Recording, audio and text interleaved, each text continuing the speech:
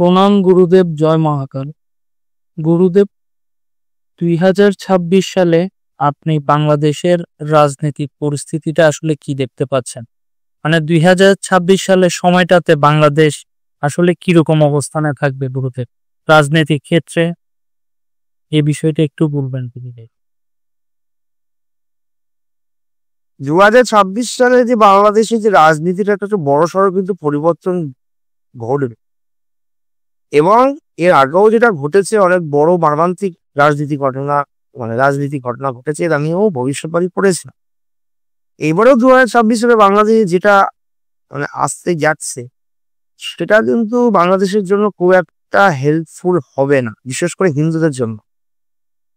এটা বিভিন্ন নক্ষত্র যা বলছে, মুসলিম জামায়াত আসার সম্ভাবনা খুব প্রবল। শেখ হাসিনার পার্টির দল আসবে না। তারপর আরেকটাও পার্টি আছে, বিএনপি না একটার মতন একটা আছে, ওটাও আসার কোনো সম্ভাবনা নেই।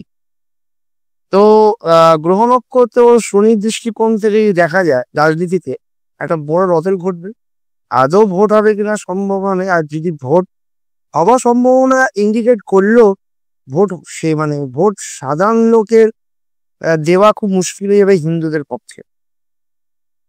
এটা ভবিষ্যৎবাণী দেখতে পাচ্ছি, এবং ভবিষ্যৎবাণীতে শেখ হাসিনার কোন রকম আসার সম্ভাবনা 2026 সালে নেই, উল্টে আরো ড্যামেজ হওয়ার সম্ভাবনা লক্ষণ দেখা দিচ্ছে।